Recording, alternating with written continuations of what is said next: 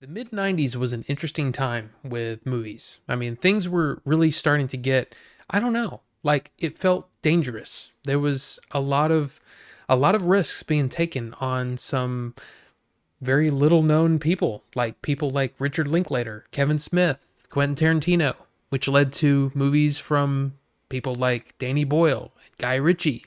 I mean, it was a really fun time to be a movie fan. And one of the movies that came out that was kind of overlooked at the time was written by one of those people, Quentin Tarantino. It was his first script that he sold, and that was for Tony Scott's True Romance. Written by Quentin Tarantino and directed by Tony Scott, True Romance tells the story of a lonely pop culture geek who marries a call girl, steals cocaine from her pimp, and then tries to sell it in Hollywood, all while trying to dodge the mob and the LAPD.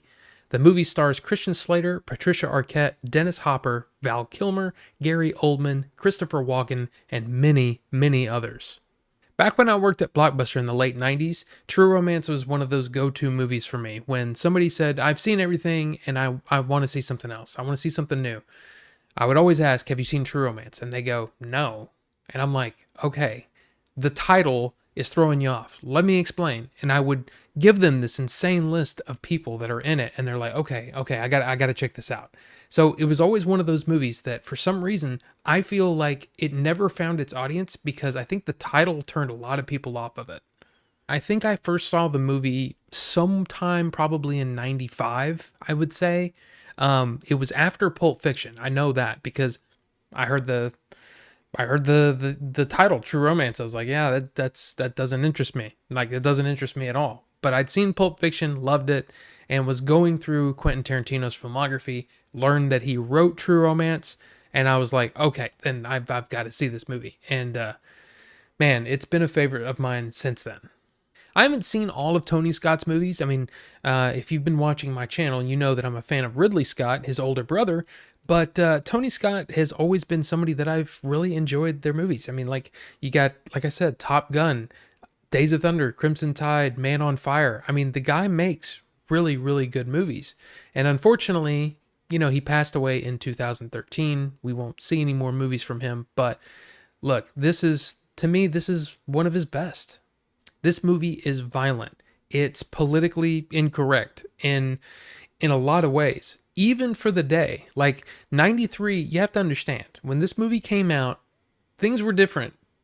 People talked different. It was, I don't know, the lines weren't as I don't know, as rigid as they are today, I guess. And it's strange though. It's brash in this very unapologetic way, but it's also really sweet, which is it's such an oddball movie, it just I love it. I've always loved it.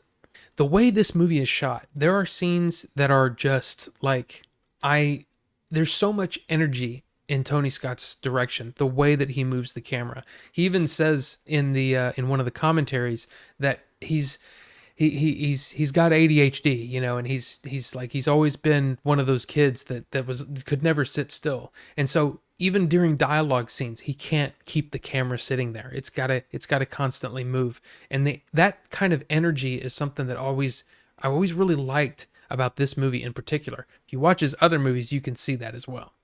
But again, this movie has so many stars in it. Like there are going to be so many people that you recognize when you watch this movie. You got Christian Slater, Patricia Arquette, Val Kilmer, Gary Oldman, Brad Pitt, Christopher Walken, Bronson Pinchot, Samuel L. Jackson, Michael Rappaport, Saul Rubinek, James Gandolfini in his first big movie role, Chris Penn, Tom Sizemore. I mean, it's one of those movies that it's just packed. It's packed with people, and they all give really, really good performances. I mean, I think most people that have seen this movie probably remember I guess the face-off scene between Christopher Walken and Dennis Hopper, and it is that scene's a corker. Let me tell you. There's a section on the disc that has select scene commentaries with different stars, and Brad Pitt actually said something that I never really put together until I was watching it again. It's probably been 10 years since I've seen this movie. And he said that it's really just a wet dream. This is a you know, it's a fantasy. It's a male fantasy is what this movie is. And the more I thought about it, the more I'm like, oh my God, he's right. And what's even more shocking, especially after making a movie and having criticisms put toward our movie, it was really kind of shocking how few female characters there are in this movie.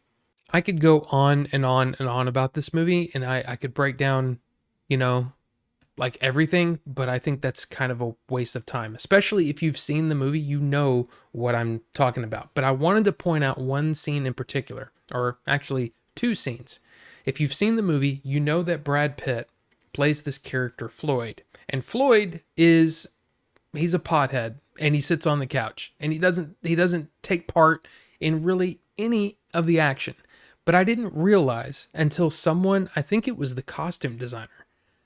I think it was the costume designer said that Brad Pitt's character is the reason the rest of the movie takes place, because the mob wouldn't have found anyone if it wasn't for Brad Pitt pointing them in the right direction. I think that's really hilarious and kind of, like I said, it's like I can't believe I didn't put that together in the how long, what, almost 30 years this movie's been around. I've never thought of that. Now, let me tell you, Arrow Films knows how to put together a special edition. And if you're a fan of True Romance, this is definitely one that you should pick up. I bought the limited edition. There's also one with a steelbook that comes with additional stuff, but it's all paper. So I didn't personally go for that. But of course, you get the disc, and you can see on screen right now, you can see there is a ton of stuff on this disc. You get some lobby cards, which is kind of a neat touch. You also get a poster of the cover art and the original poster, double-sided there. And you also get this book here that has some, I guess some essays about True Romance and about Tony Scott. It's got some cool imagery from the movie. It's yet again another amazing set from Arrow Films. So, True Romance. Have you ever seen it? Are you a fan of it? Or, have you never seen it because maybe the title turned you off, like pretty much all of us in the 90s, apparently. Look, I love this movie. I will always love it, even if it's a little rough around the edges, especially when it comes to, social boundaries, of today. It definitely breaks some of those rules, but you know what? I love it anyway. Let me know down below what you're thinking about this movie, and we'll talk about it, because that's fun. I love interacting with people in the comments. So yeah, thank you so much for watching, and we'll see you on the next one.